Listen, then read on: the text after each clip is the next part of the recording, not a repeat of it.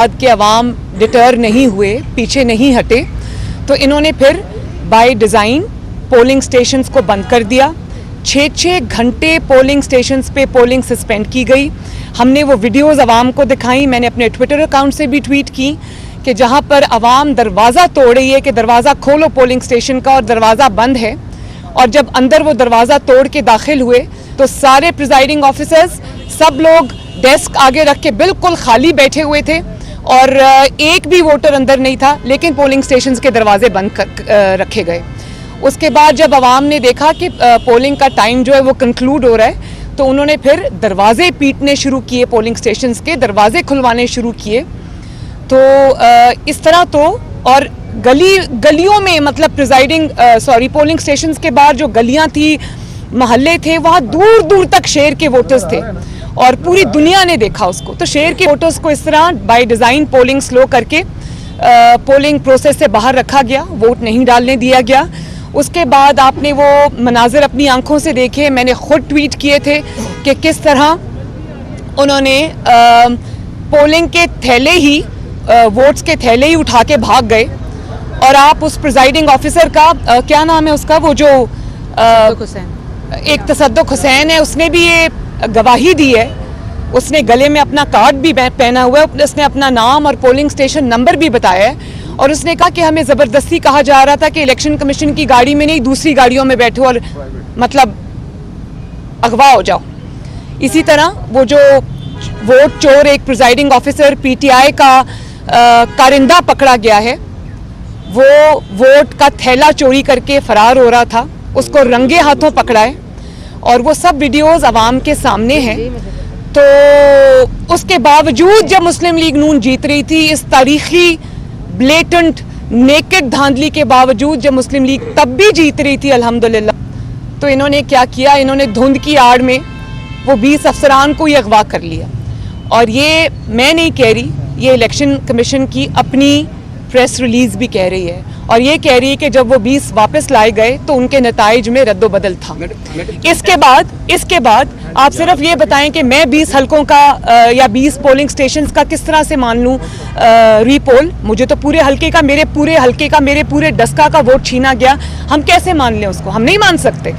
पूरे डस्के का इलेक्शन दोबारा होगा और इलेक्शन कमीशन से मैं ये रिक्वेस्ट भी करती हूँ कि ना सिर्फ ये कि हमें रीपोल पूरे हलके का दिया जाए, डस्का का, बल्कि जो भी जिम्मेदारान हैं, चाहे वो आईबी के ऑफिसर्स हैं, चाहे वो किसी और इदारे के ऑफिसर्स हैं, चाहे वो पीटीआई के ऑफिस होल्डर्स हैं जो डस्का में बैठे रहे और ये काम अपनी निगरानी में करते रहे, चाहे वो इंतज़ामिया के अरकान हैं, चाहे वो पुलिस ऑफिसर्स हैं जिनके अंदर वो ज़हीर विर्क साहब जो हैं वो शामिल हैं, और चाहे वो चीफ सेक्रेटरी हों, चाहे वो जो वज़ीर आला पंजाब हो या जो भी हों, उन सबको के ख़िलाफ़ एक्शन लिया जाए, उनको कैफरे किरदार तक पहुंचाया जाए ताकि इस घिनौनी प्रैक्टिसेस को हमेशा के लिए मुल्क से ख़त्म किया जाए।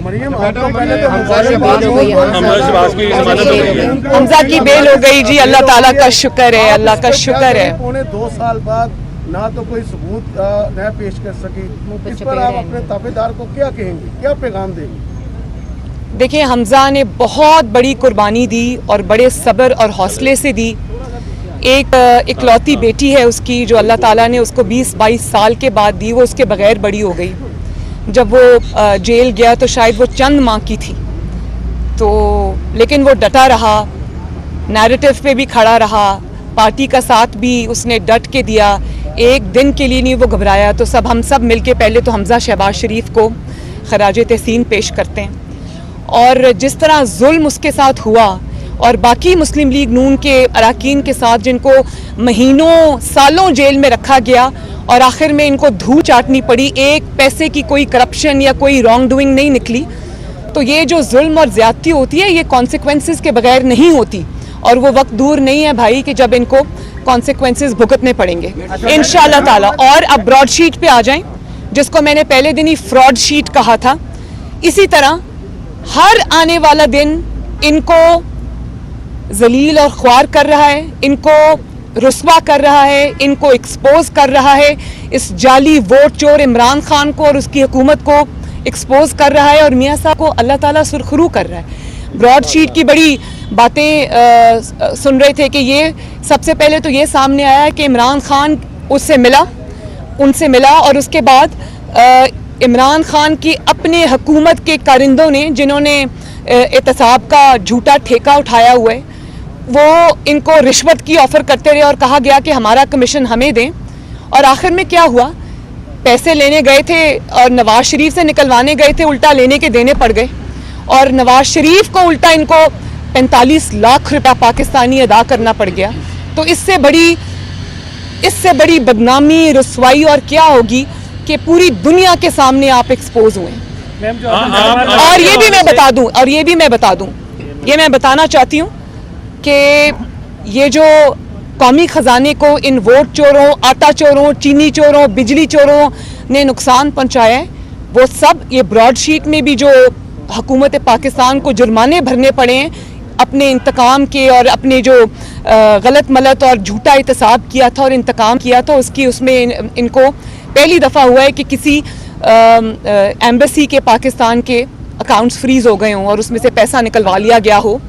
تو میں یہ کہنا چاہتی ہوں کہ یہ پیسے جو حکومت پاکستان کے پیسے تھے, جو پاکستان کے عوام کے ٹیکس پیئر کے پیسے تھے, جو انہوں نے انتقام کی نظر کیے ہیں اور اپنے جھوٹ کی نظر کیے ہیں, وہ انشاءاللہ تعالی پاکستان کی عوام ان کی جیبوں سے نکلوائے گی.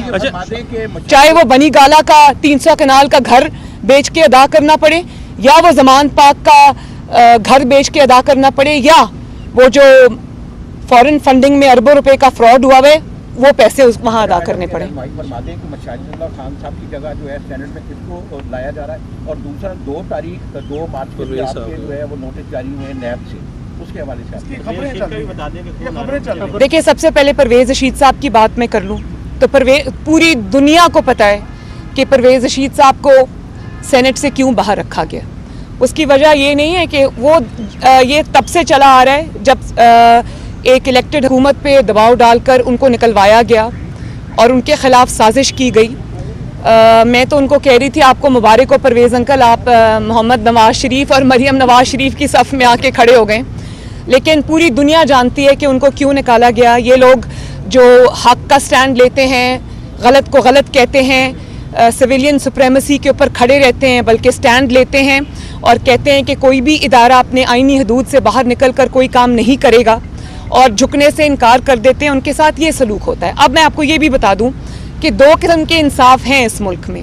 پرویز رشید صاحب کے فیصلے نے اور زیادہ مزید اس کو بے نقاب کر دیا. آپ دیکھیں کہ جو پی ٹی آئی کے بدنام زمانہ کردار ہیں, جن کے بارے میں غنڈہ گردی اور رانگ ڈوئنگ اسٹیبلش ہو چکی ہے, وہ ان کے پیپرز ایکسیپٹ ہو جاتے ہیں.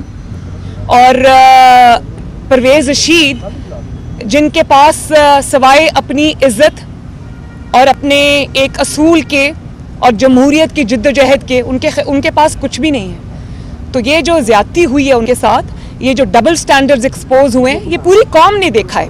اور یہ بھی آپ یاد رکھیں کہ یہ آج تو چل گیا, کل شاید چل جائے, لیکن بہت عرصے تک یہ چیزیں نہیں چلیں گی.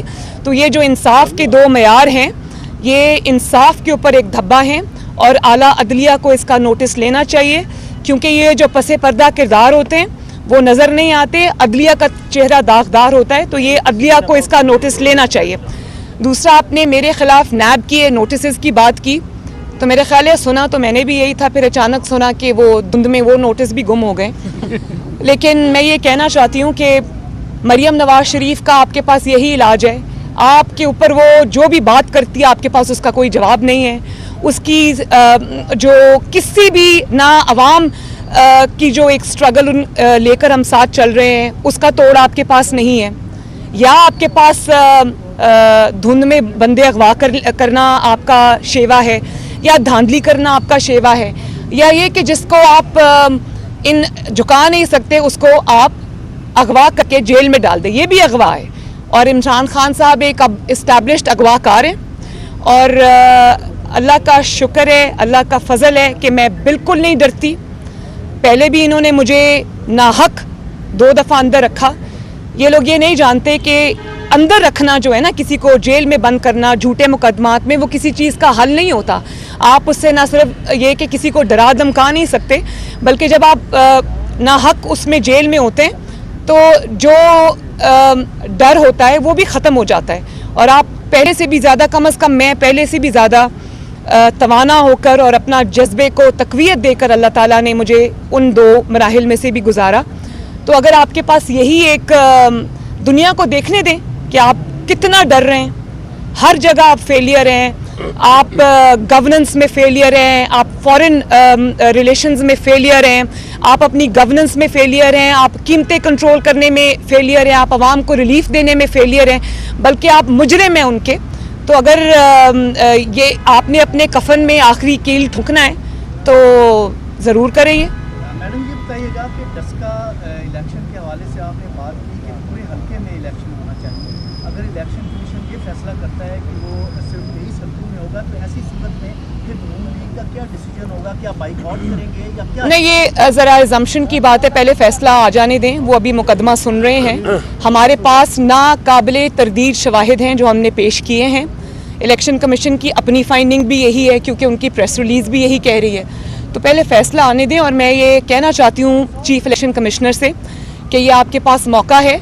आपका जो ECP है एक कौमी इदारा है, और वोट की इज़्ज़त करवाना, वोट की हुर्मत की हिफाजत करना, पाकिस्तान के अवाम के हक़ राय दही को यकीनी बनाना आपकी ज़िम्मेदारी है, और 22 करोड़ अवाम आपकी तरफ देख रही है।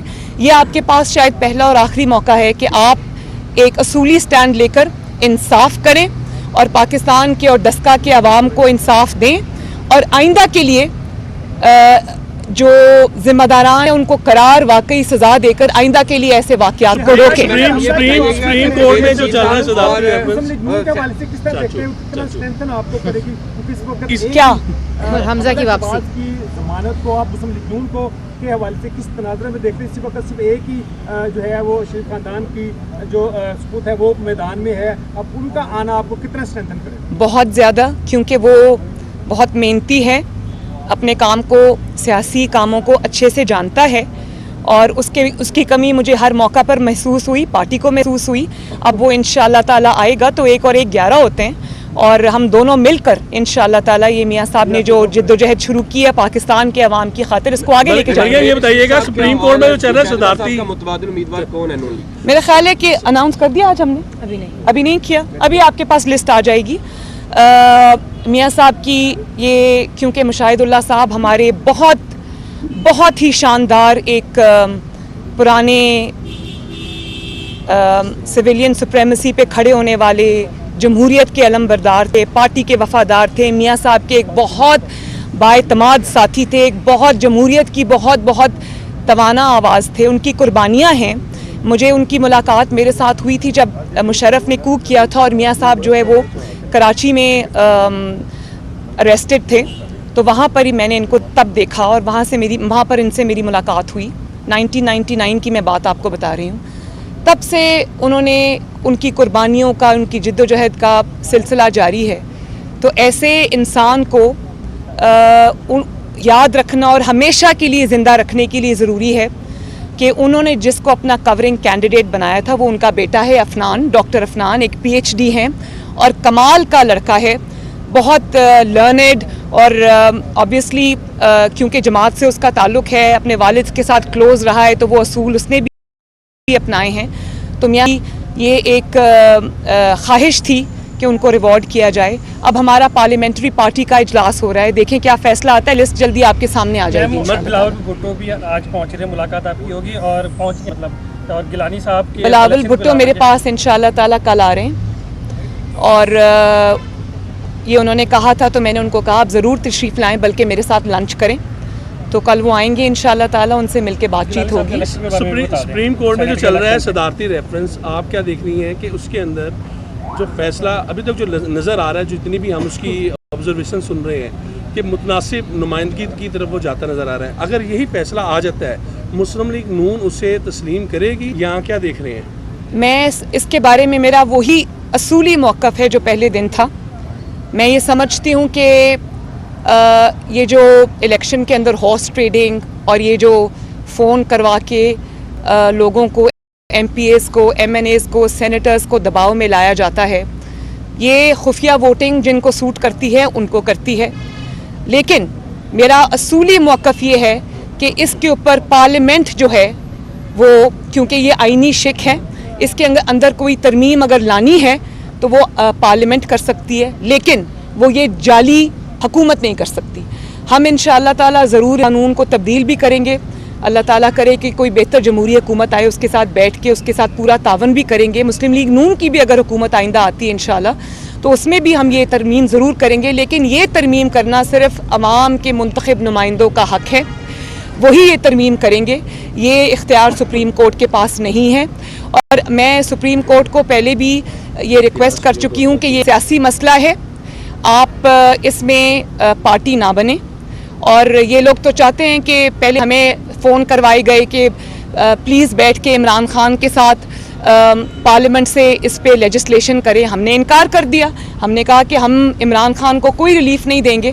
تو پھر وہ آرڈیننس لانے کی کوشش کرتے رہے، پھر سپریم کورٹ چلے گئے.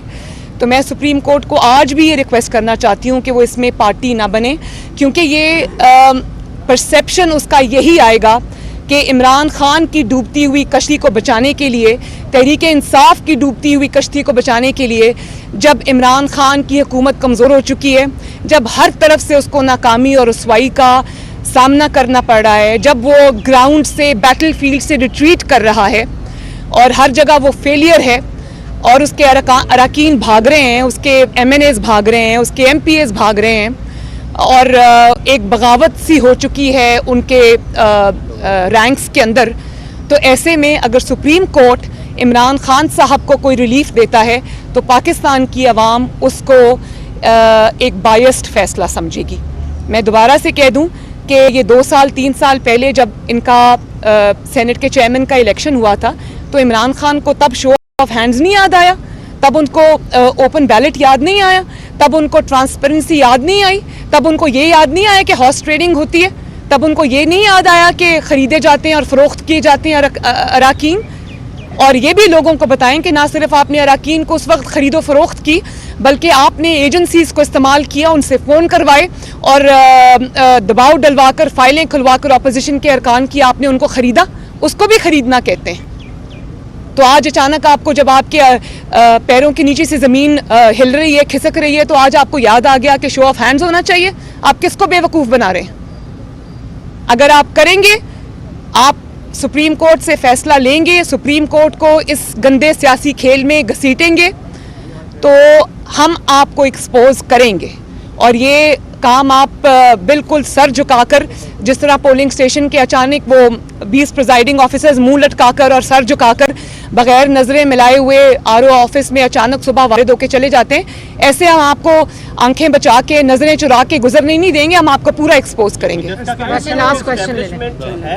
جسکا کے الیکشن میں اور سینٹ کے الیکشن میں غیر جانبدار ہے اسٹیبلشمنٹ اسپیسیفکلی؟ میں یہ سمجھتی ہوں کہ اگر وہ اسٹیبلشمنٹ غیر جانبدار نہیں ہے تو ان کو غیر جانبدار ہونا چاہیے.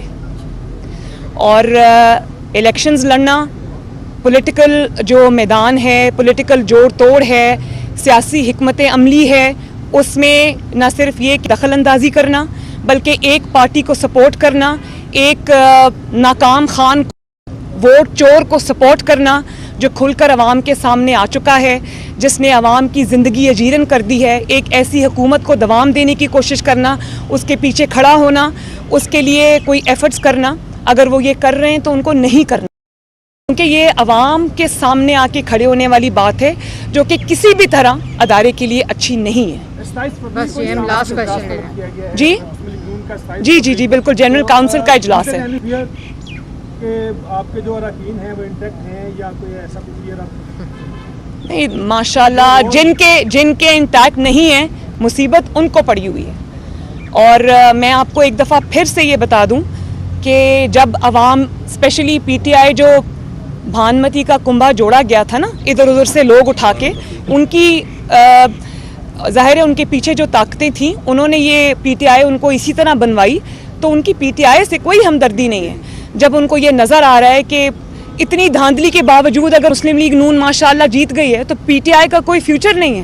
اور میں دوبارہ کہتی ہوں کہ نوشہرہ میں ہم نے ماشاءاللہ ان کو گھر میں گھس کے مارا ہے. اگر نوشہرہ سے پی ایم ایل این جب کبھی نہیں جیتی، نوشہرہ سے جیت سکتی ہے. اب آپ بے شک اپنی شرمندگی اور خفت مٹانے کے لیے کہیں کہ جی وہاں ہماری پارٹی کی آپس کی لڑائیاں تھیں, وہاں یہ تھا, وہاں وہ تھا. وہاں ایسا نہیں تھا.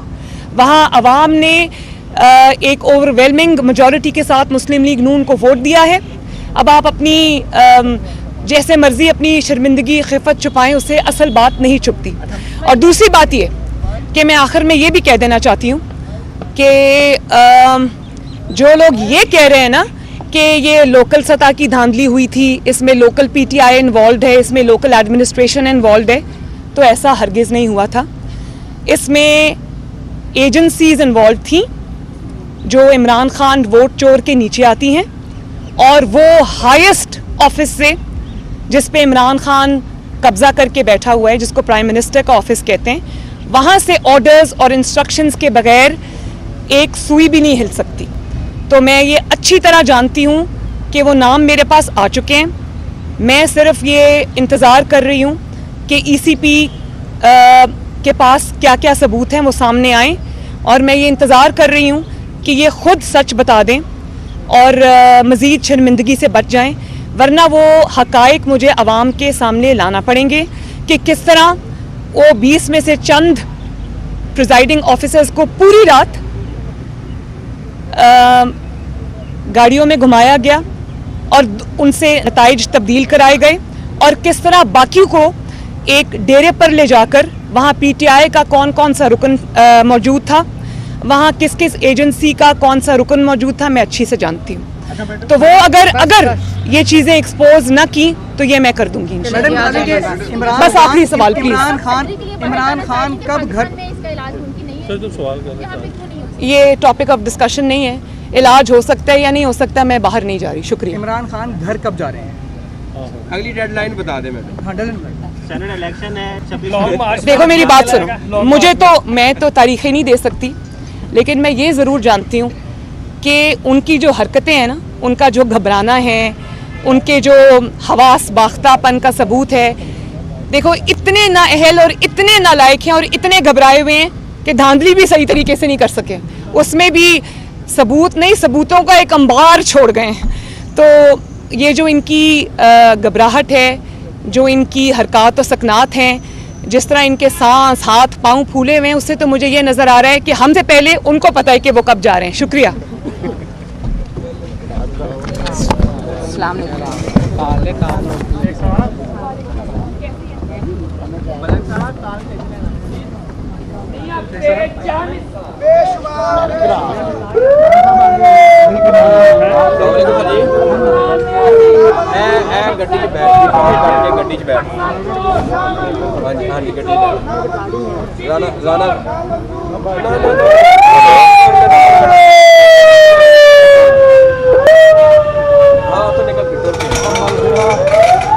ڈسکا کی اور وزیرہ کے بعد کے عوام ڈٹر نہیں ہوئے, پیچھے نہیں ہٹے, تو انہوں نے پھر بائی ڈیزائن پولنگ سٹیشنز کو بند کر دیا.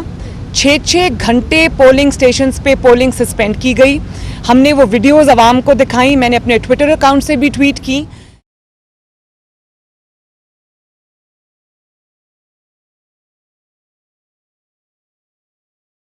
سب کے لیے ایک منٹ کی خاموشی.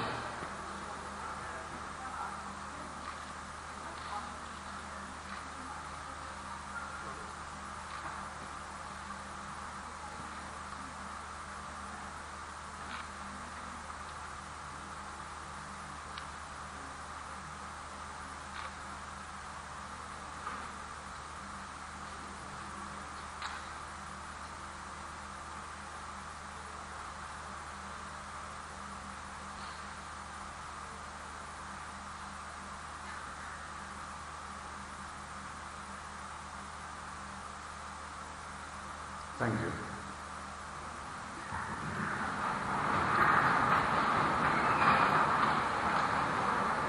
نحمده ونصلي على رسول الكريم اما بعد فاعوذ بالله من الشيطان الرجيم بسم الله الرحمن الرحيم رب اشرح لي صدري ويسر لي امري واحلل عقدة من لساني يفقهوا قولي صدق الله مولانا العظيم. میری بہن وائس چانسلر صاحبہ پروفیسر ڈاکٹر بشرا مرزا, کنیز فاطمہ صاحبہ, چیئرپرسن ڈاکٹر انجم ضیاء صاحبہ, آپ کا सलमान आबिद साहब आपका, मंजर इलाही साहब आपका, अमजद जावेद साहब आपका, distinguished faculty members, my hope, my pride, our hope and our future, the pride of this motherland of ours, the daughters of this motherland of ours, sabko pehle और along with media, assalamu alaikum wa rahmatullahi wa barakatuh. आज आपसे interaction से पहले 2-3 चीज़ें मैं ज़ात के हवाले से बताऊंगा, and then we'll move, and the sole objective of today's interaction is